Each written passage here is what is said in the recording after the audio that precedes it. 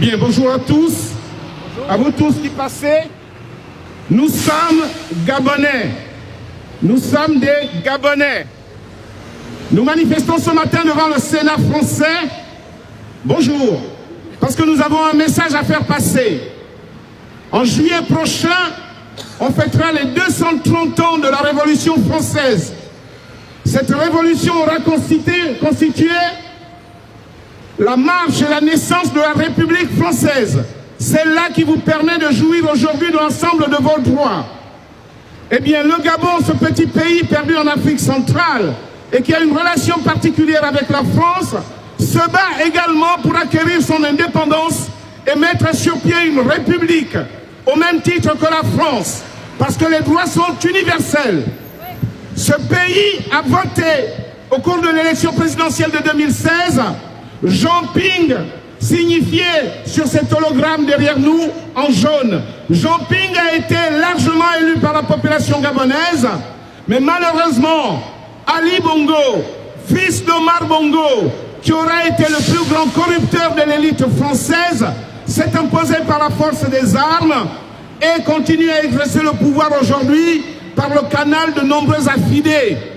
Et parmi ceux-ci, se trouvent quelques compatriotes gabonais qui aujourd'hui se sont déplacés et siègent dans l'hémicycle du Sénat, en tout cas dans l'une des salles du Sénat, cette haute institution française censée garantir le droit sur le sol français pour préserver la République française, ose accueillir dans ses murs des criminels qui ont participé aux assassinats le 31 août 2016 au Gabon. Nous nous battons pour l'instauration d'une république au Gabon. Nous pouvons faire des affaires avec le reste du monde, mais dans la légalité et dans le droit.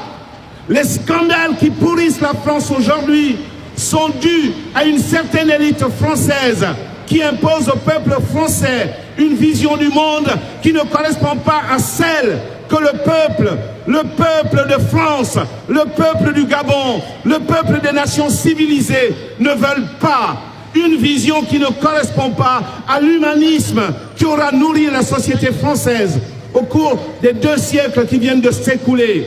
Nous nous battons donc pour la restauration de l'état de droit au Gabon. On parle aujourd'hui d'une rupture de l'ordre constitutionnel au Gabon. Cette rupture a eu lieu le 27 août 2016, lorsque le vainqueur a été compressé, oppressé et contraint de rester aujourd'hui en résidence surveillée, alors même qu'il avait emporté l'élection présidentielle à plus de 65%. Cette pression sur Jean Ping est due à la complicité d'une certaine élite française, la France de l'ombre, la France qui n'a rien à voir avec la France de l'armée des ombres de 1940, de 1945, la France de Jean Moulin, celle-là qui a permis à cette grande nation de retrouver sa dignité.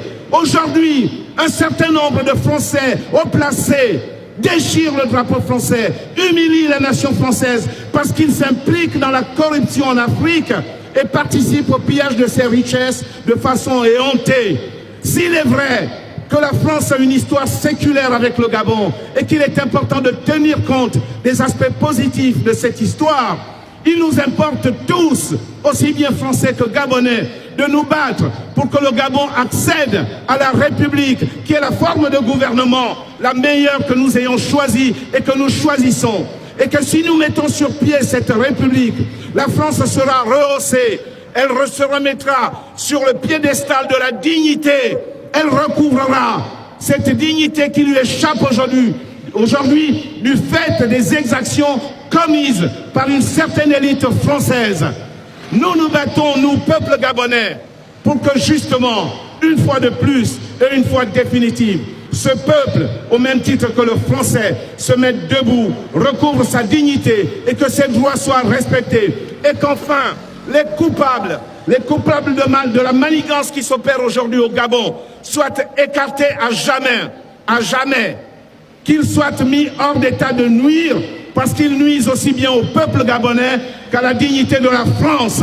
La France est humiliée aujourd'hui, elle est attaquée de toutes parts, y compris par ses partenaires européens, parce qu'elle n'a jamais su négocier le tournant. Quand il fallait donner restituer les droits de l'homme partout dans le monde, là où elle a été. Elle a freiné les 4 fers, alors qu'elle est censée avoir été construite sur la base de la Déclaration des droits de l'homme et des citoyens de 1789. Et que c'est ici à Paris, au palais de Chaillot, sur la place du Trocadéro, que la Déclaration de 1948 a été signée. Et cette France, porteuse d'espoir, porteuse de lendemain meilleur pour l'ensemble de l'universel, est incapable aujourd'hui, à travers son élite, d'assurer et d'honorer cette dignité que lui a léguée ses ancêtres.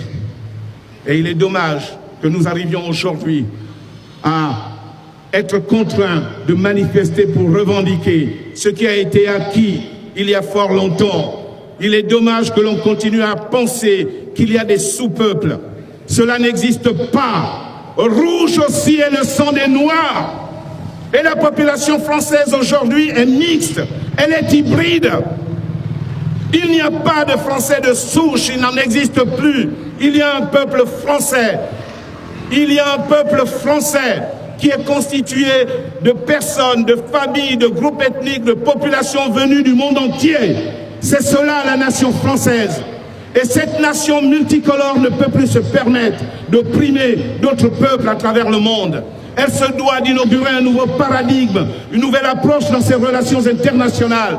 Elle se doit de sauvegarder l'idée que l'on s'est faite d'elle. Nous avons été nourris au lait de la République française. Nous n'acceptons pas qu'une certaine élite crache dans ce lait maternel qui nous a permis de nous tenir debout et de savoir pourquoi nous marchons, pourquoi nous revendiquons, pourquoi nous crions liberté, liberté, liberté.